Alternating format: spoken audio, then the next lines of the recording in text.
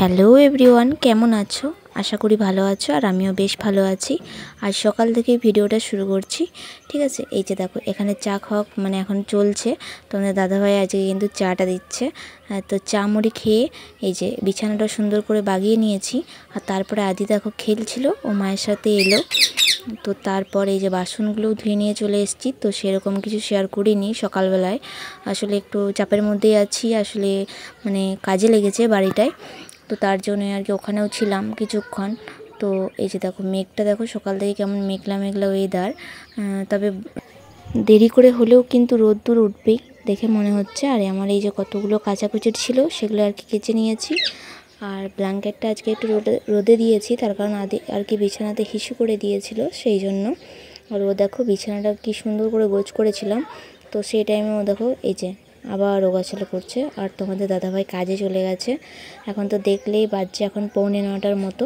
তো আমিও আর কি তাড়াতাড়ি আজকে রান্না বসিয়ে দিয়েছি। এই গরমের মধ্যে রান্না করতে প্রচণ্ড কষ্ট হচ্ছে বন্ধুরা, কি বলবো।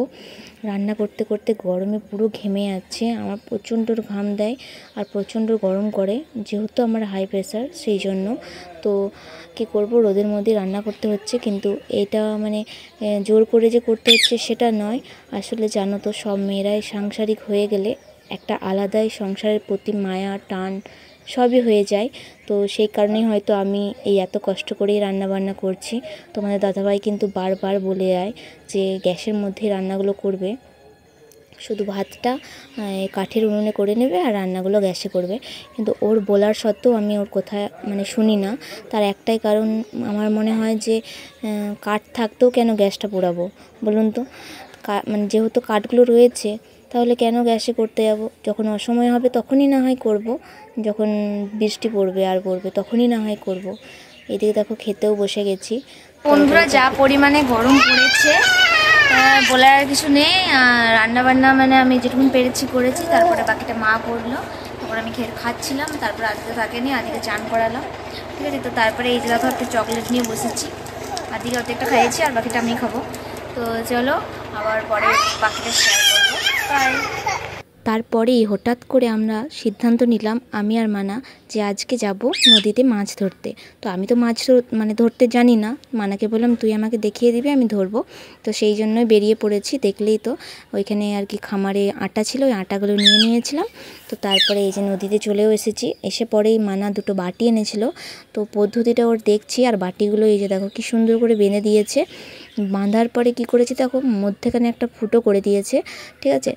তো এরকম ওটার মধ্যেই মাছগুলো ঢুকবে আর কি। ও তো বলছে সেটাই, চলো দেখা যাক কি করে। তো আটাগুলো কিভাবে দেবে? আটাগুলো যদি ভিতরে দেয় তাও থাকবে, কিন্তু উপরে দিলে তো থাকবে না। তখন ভাবলাম যে না, ও তার জন্যই আর কি বাটিগুলো দেখো সুন্দর করে সাজিয়ে নিয়েছে, তারপর কিন্তু ভিজিয়ে নিল যাতে আটাটা ওটার মধ্যে লেগে যায়। তো সেটাই আর কি ও পদ্ধতিটা করবে। ও শুধু বলছে বৌদি তুমি শুধু দেখো আমি কিভাবে করছি। তো এই যে দেখো কি সুন্দর করে গোল করে ওই ফুটোরার চারপাশে দিয়ে দিল আটাটা। তো আমি একটা কথা সত্যি করেই ভাবছি যে সব সব জিনিস যে বড়দের কাছে শেখা যায় সেটা কিন্তু না। ছোটদের কাছ থেকেও কিছু শেখা যায়, যেগুলো ছোট ছোট বিষয় নিয়ে, যেগুলো কি বলবো, ছোটদের কাছে শেখাটাও একটা বিশাল বড় ব্যাপার। যেমন আমি আজকে শিখলাম এটা। তো আমি এরপর সত্যি করেই পারবো, কিন্তু আমাকে তো তোমাদের দাদাভাই যেতেই দেবে না মাছ ধরতে। আর ছিল না, মাকে কোনো রকম ম্যানেজ করে এসেছিলাম। আদি তো উঠেই গেছিলো, তবু মাকে বললাম একবার ধরো, আমি শুধু একবার যাব। আসলে এই সকল ব্যাপারে আমার খুবই আগ্রহ লাগে যেতে। আর এই মাছ ধরা বলো, জাল দিয়ে বলো, ছিপ দিয়ে বলো, আমি ছিপ দিয়ে মাছ ধরতে পারি। তো আমার এই মাছ ধরতে হেব্বি লাগে, সেটা নদী হোক বা পুকুর। কিন্তু আমি হাতে করে কোনো জিনিসই ধরতে পারবো না। আর ওইদিকে দেখো বাবাদের ঝুপিগুলো দেওয়া রয়েছে, দুটো ঝুপি হয়েছে, আর একটা কাকারা করেছে। আর বাবাদের ঝুপিটা ওই দূরে দেখতে পাচ্ছ, ওখানে। আর আগের বারে তো মাছ হয়নি সেরকম, তো এর পরের বার দেখা যাক মাছ হয় না। তো এখানে দেখো মানা দিয়ে দিয়েছে, ওই বাটিটা এড়ে দিয়ে এলো আর কি, বালিটা সরিয়ে একটুখানি গর্ত করে তারপরে আর কি বসিয়েছে। তো তোমাদেরকে বাটিটা দেখাচ্ছে, হালকাভাবে হয়তো দেখতে পাবে। মাছগুলো কিন্তু এসেছে, ভালো করে লক্ষ্য করলে দেখতে পাবে, ওই যে সাদা বাড়া বাটিটা দেখা যাচ্ছে। আর ওখানেই দেখো মাছ রয়েছে, ওই মাছগুলোই আর কি ওই বাটিটার মধ্যে খেতে খেতে ঢুকে যাবে। তো চলো দেখা যাক আমরা মাছ পাই কিনা। এই যে অবশেষে মানা তুলে নিয়ে এলো। তো দেখি মাছ পেয়েছে কিনা।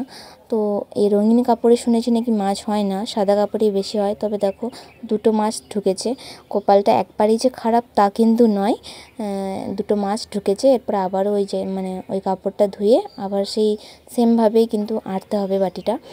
তো চলো, এই যে আর একটা বাটি দিয়েছিল ওই বাটিটাও আর কি তুলছে। এটাতে দেখা যাক মাছ ঢুকেছে কিনা। এই যে একটা বড় পাড়া মাছ ঢুকেছে দেখো। এই যে এই মাছগুলো খেতে খুবই ভালো হয়। তো এই বাটিটাও এরপর আড়বেও। তো এইভাবেই আর কি আমরা মাছ ধরলাম। এই যে এতগুলির মতন মাছ পেয়েছি, আর সেরকম মাছ পাইনি। তবে খুবই মজা হলো আজকে। তো আবার যেদিন যাব সেদিন তোমার সাথে আবারও শেয়ার করব। তো ভিডিওটা এতটাই কেমন লাগলো অবশ্যই কিন্তু কমেন্ট করে জানাবেন, আর ছোট্ট করে একটা লাইক করে সাবস্ক্রাইব করে আমার চ্যানেলটার পাশে থাকবেন। আর যদি কোনো কিছু ভুল ত্রুটি হয়ে থাকে তো ক্ষমা করে দিন। পরের ভিডিও দেখা হবে। বাই।